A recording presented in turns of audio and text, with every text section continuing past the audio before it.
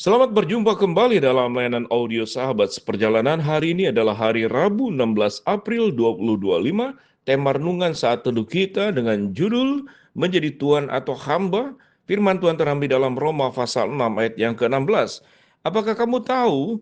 Apa kamu tidak tahu bahwa apabila kamu menyerahkan dirimu kepada seseorang sebagai hamba untuk mentaatinya, kamu adalah hamba untuk orang itu yang harus kamu taati, baik dalam dosa yang memimpin kamu kepada kematian maupun dalam ketaatan yang memimpin kamu kepada kebenaran. Mari kita berdoa. Bapa yang di dalam sorga, biarlah kami bisa menyerahkan hidup kami kepada pribadi dan sumber yang tepat dan bukan kepada yang salah. Dalam nama Tuhan Yesus kami berdoa. Amin.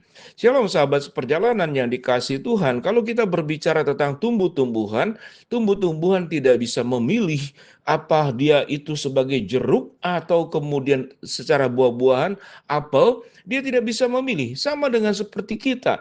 Sewaktu Tuhan sudah ciptakan kita sebagai laki-laki, sebagai wanita, tumbuhan sebagai pohon mangga, sebagai pohon durian, itu tidak bisa memilih. Kita terlahir sebagai lelaki, sebagai wanita, tidak bisa memilih. Terlahir dari keluarga kaya, dari keluarga miskin, tidak bisa memilih. Tetapi pada saat kita sudah terlahir, kemudian kita berproses, kita menjadi dewasa, kita punya kehendak, maka di sana semua berbicara tentang pilihan demi pilihan. Jadi pilihan tatkala kita sudah punya kemampuan di dalam memilih mana benar dan salah, memutuskan. Mungkin secara hukum itu usia 17 tahun seseorang itu sudah diberikan kartu tanda penduduk. Namun dalam proses hidup sebelumnya, manusia semenjak lahir sudah bisa memilih walaupun kadar memilihnya masih dalam bentuk insting. Tetapi manusia itu adalah manusia yang memilih. Kalau kita berbicara tentang kitab Roma pasal 6 ayat 16, ini berbicara tentang memilih. Apakah kamu tidak tahu bahwa apabila kamu menyerahkan dirimu, ini sebuah pilihan, menyerahkan atau tidak menyerahkan. Menyerahkan dirimu kepada seseorang sebagai hamba untuk mentaatinya, kamu adalah hamba orang itu yang harus kamu taati, baik dalam dosa yang memimpin kepada kematian maupun dalam ketaatan yang memimpin kepada kebenaran. Di sini kita bertemu tentang tuan dan hamba, di sini kita bertemu tentang sebuah ketaatan kepada dosa atau kepada kebenaran. Semuanya berbicara tentang sebuah pilihan. Kalau pilihan yang tepat dan benar, tentu kita akan menjadi hamba kepada Tuhan yang benar. Siapa Tuhan yang benar? Yaitu Tuhan sendiri. Maka kita sudah memilih sebuah pilihan yang memimpin kepada kebenaran. Kita menghambakan diri kepada Tuhan yang sesungguhnya. Tuhan di atas segala Tuhan, Raja di atas segala Raja, Sang Juru Selamat, yang di dalamnya terdapat seluruh kebenaran yang hakiki di dalam diri Allah, yaitu dalam diri Kristus Yesus yang datang ke dalam dunia. Maka kita menjadi hamba untuk Tuhan yang tepat, Tuhan yang benar.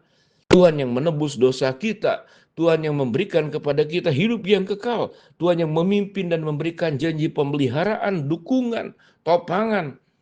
Bagaimana saat kita mengalami pencobaan, Tuhan sendiri akan memberikan jalan keluar.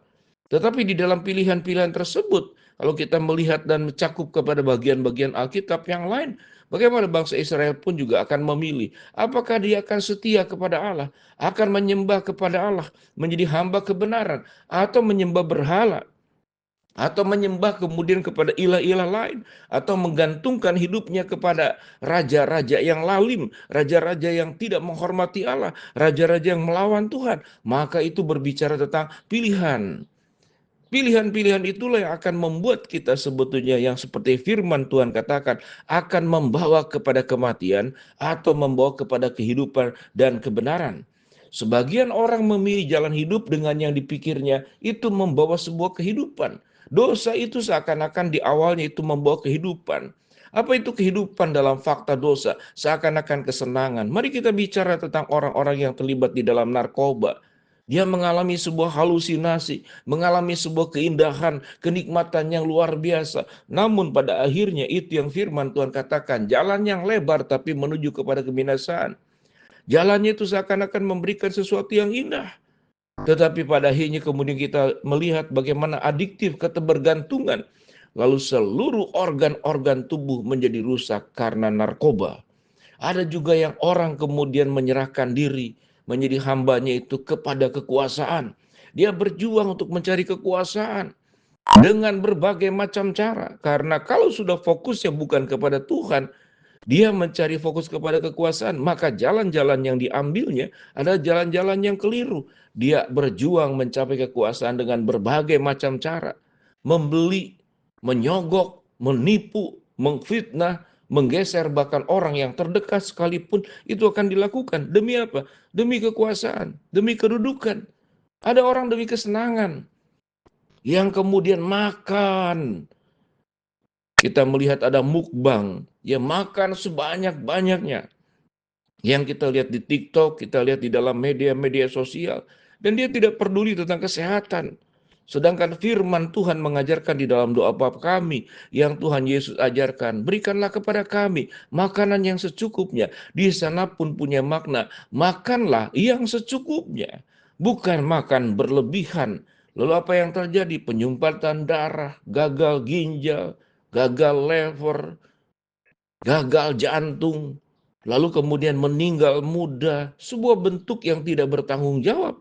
Sementara anak-anaknya masih kecil, istrinya tidak mungkin bekerja kemudian masih mengasuh anak. Bukankah ini sebuah kehidupan yang tidak bertanggung jawab? Sewaktu kita menyerahkan diri, menghambakan diri kepada kesenangan, menghambakan diri kepada hobi, menghambakan diri kepada cita-cita yang demi sebuah ambisi manusiawi. Semuanya itu adalah sebuah penghambaan diri kepada dosa di dalam segala bentuknya. Apakah waktu kita mengikut Tuhan menjadikan dirinya sebagai hamba buat Tuhan yang sesungguhnya? Apakah kekuasaan tidak diberikan? Tuhan berikan.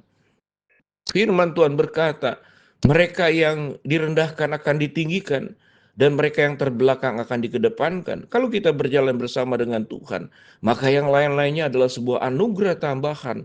Apa itu yang namanya kekuasaan? Apa itu yang namanya kemudian popularitas, kedudukan? Bukan sesuatu yang salah, tetapi kedudukan semuanya itu dipakai hanya untuk kemuliaan Allah. Kalau Tuhan memberkati kita, berkat-berkat itu juga dipakai untuk kemuliaan Allah. Sehingga pada prinsipnya sahabat seperjalanan, penghambaan kita hanyalah kepada Tuhan di atas segala Tuhan, Tuhan di atas segala Tuhan, Raja di atas segala Raja. Maukah kita seperti yang firman Tuhan katakan, apakah kamu tidak tahu bahwa apabila engkau menyerahkan dirimu kepada seseorang sebagai hamba untuk mentaatinya, kamu adalah hamba orang itu yang harus kamu taati, baik dalam dosa yang memimpin kepada kematian maupun dalam ketaatan yang memimpin kepada kebenaran. Kita punya dua pilihan, memilih yang benar atau memilih yang salah, menjadi hamba dalam keberdosaan atau menjadi hamba dalam kebenaran, menjadikan hal yang lain di luar Kristus sebagai Tuhan dan Tuhanmu, atau menjadikan Kristus sebagai Tuhan dan Tuhan kita. Itu adalah sebuah pilihan. Biarlah kita menjadi hamba buat Tuhan yang sesungguhnya, yaitu Kristus sendiri. Hidup di dalam kebenaran, hidup di dalam sebuah perjuangan hanya untuk memuliakan Allah lewat hidup kita, lewat keberadaan kita, lewat harta kita, lewat waktu kita, lewat karunia kita, lewat nafas hidup yang Tuhan berikan, kita pakai sebaik-baiknya, hanya menjadikan Tuhan sebagai Tuhan kita dan kita hambanya. Mari kita berdoa. Bapa dalam surga, terima kasih buat kebenaran firman Allah yang kami pelajari. Hamba-Mu berdoa buat sahabat seperjalanan yang sakit, Tuhan jamah sembuhkan. Sahabat seperjalanan yang sedang menghadapi masalah, Tuhan bukakan jalan. Sahabat seperjalanan yang sedang berdoa mengharapkan sesuatu, Tuhan kabulkan dengan waktu dan cara Tuhan yang terbaik. Dalam nama Tuhan Yesus kami berdoa. Amin.